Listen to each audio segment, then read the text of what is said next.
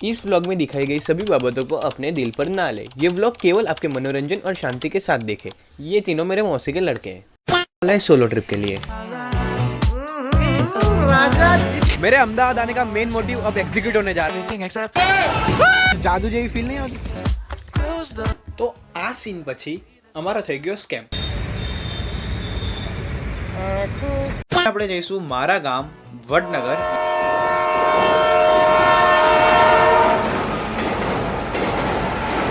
हाँ मित्र तैयार?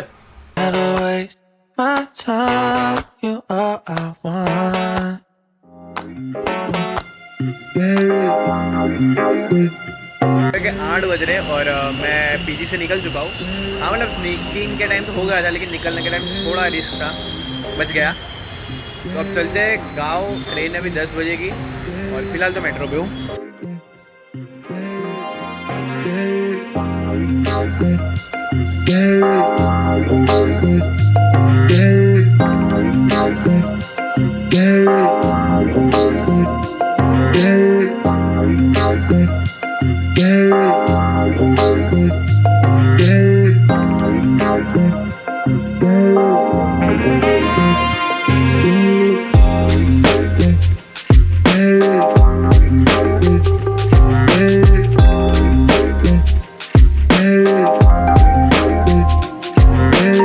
ટ્રેન ખાલી થઈ ગઈ છે અને આખી ટ્રેન ખાલી થઈ જાય ને એટલે એનો સૌથી મોટો બેનિફિટ કે ફૂટેજીસ મસ્ત આવે, કારણ કે યાર એટલો આમ ઇન્ટ્રોવર્ટ ફીલ આવે ને, તો હવે ફૂટેજીસ લઈએ મસ્ત મસ્ત।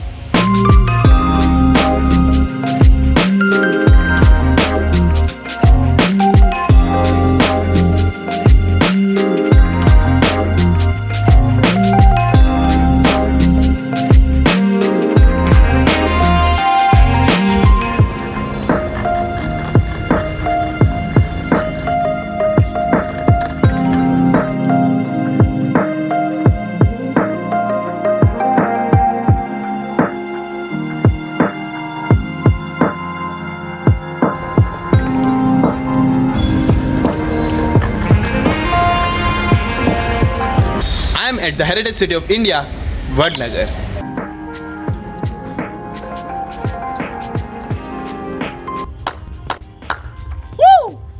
તો અત્યાર સુધી તમે બોર થતા હશો, આઈ હોપ કે ના થતા હોય। તો હવે આપણે જઈ રહ્યા છીએ એકચ્યુઅલ વડનગર દર્શન માટે। તો એના માટે પહેલાં આપણે જઈશું શર્મિષ્ઠા તળાવ, કીર્તિ તોરણ, એવી જગ્યાએ જઈશું। તો let's go. Vadnagar, the heritage city of India. આ શહેરને એમનેમ હેરિટેજ સિટી નથી કહેવાતું। આજે પણ જો ક્યાંય ખોદકામ થતું હોય આ શહેરના અંદર તો સરકારની પરમિશન લેવી પડે છે। આ શહેર આખું એક ઢાળ ઉપર સ્થિત છે।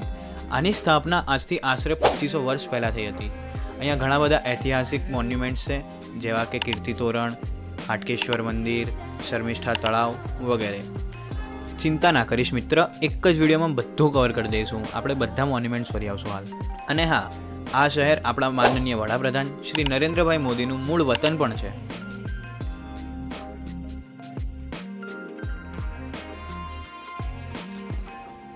આ ક્લિપ હોવાનું કારણ કોઈએ નહીં પૂછવાનું, કારણ કે મને પોતાને નહીં ખબર કે આ ક્લિપ મેં કેમ મૂકી છે। બસ મસ્ત લાગતી હતી એટલે મૂકી દીધી। અને હવે આપણે જવાનું છે શર્મિષ્ઠા તળાવ। જો બેસિકલી કહું તો શર્મિષ્ઠા તળાવ બકવાસ છે, તો એને તું સ્કીપ કરીએ કે પણ એના પછી છે કીર્તિ તોરણ। કીર્તિ તોરણ બહુ મસ્ત જગ્યા છે। એના પછી છે હાટકેશ્વર મહાદેવનું મંદિર, એ પણ એકદમ ક્લાસ કોતરણી કામ કરેલું છે અંદર, તો એ તો જોવું જ પડશે। તો વ્લોગને સ્કીપ ના માર, જો સમજો।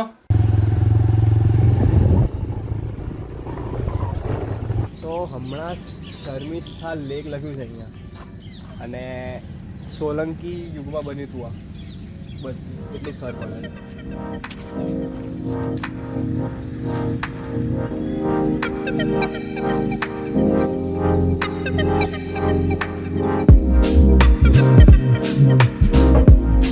ગમે એટલી તબિયત ખરાબ હોય, ફરવું એટલે ફરવું, એટલે એવું ના કરવું જોઈએ। બટ બહાર નીકળી ગયા પછી તબિયત ખરાબ થાય તો શું જ કરી શકાય। તો હાલની પરિસ્થિતિમાં સમગ્ર જનતાનો એક જ સવાલ હશે કે આ માણસની તબિયત ક્યારે બગડી?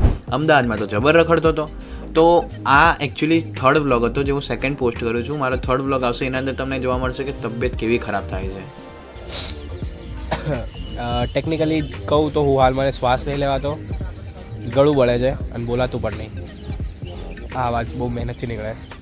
બહેતી હવા સાથ આવો, કોપીરાઇટ ના આવે એટલે ગાવું પડે બકા। થોડી વાર પહેલાં હું અહીંયા હતો અને હવે અહીંયા છું. કંઈક વધારે પડતા ડિસ્ટન્સ પર.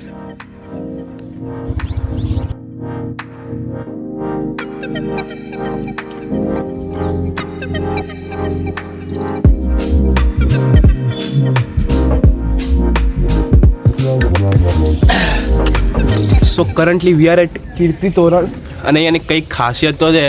શું છે આજુબાજુ વાંચીને કહું. આ એસએસમાં ભણવામાં આવ્યો હતો ને એટલે અહીંયા આવવું પડ્યું. હવે યાદ રહેશે. Here are some little bit knowledge of Kirti Toran અને નોલેજમાં ખાલી એટલું ખબર પડે છે કે 40 ફીટ ઊંચું છે. બીજી કશી ખબર નહીં પડતી. બસ મિત્ર, પતી ગયું. કીર્તિ તોરણ ને શર્મિષ્ઠા તળાવ બંને ખબર પડી ના જ પડે ને, કારણ કે જો શર્મિષ્ઠા તળાવમાં કંઈ છે નહીં અને વધુ કીર્તિ તોરણ તો એના અંદર ખાલી 2 તોરણ જ જોવા જાય તો એના અંદર હું વધારે શું જ બતાવું. હા, હાટકેશ્વર મહાદેવનું મંદિર સારું છે બટ ત્યાં અંદર શૂટિંગ પણ અલાઉડ છે બટ એક રેસ્ટ્રિક્શન લાગે જાય. ઇન્ટ્યુશન નહોતું કરતું કે તું શૂટ કરતો. મેં અંદરનું શૂટ નહીં કર્યું, બહારથી શૂટ કર્યું છે તો એ જોઈ લો. હાટકેશ્વર મહાદેવ તો like favourite, one of the favourite છે મારું.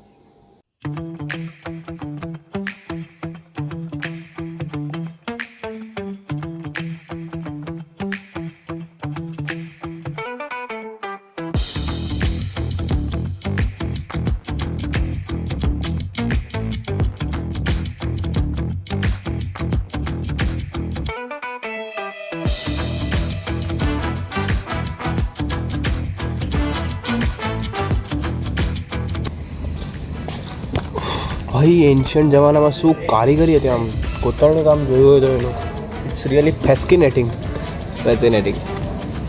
હા મિત્ર, કેવો લાગ્યો વ્લોગ? જો આ વ્લોગ પણ તને ગમ્યો હોય પાછલા વ્લોગના જેમ તો આ વ્લોગને પણ લાઈક શેર ને સબસ્ક્રાઇબ કરજે પાછલા વ્લોગના જેમ, સમજો. અને કમેન્ટના અંદર લખી દેજે કે વ્લોગના અંદર શું ઇમ્પ્રુવમેન્ટ શું કરી શકું છું, શું મારે કરવું જોઈએ.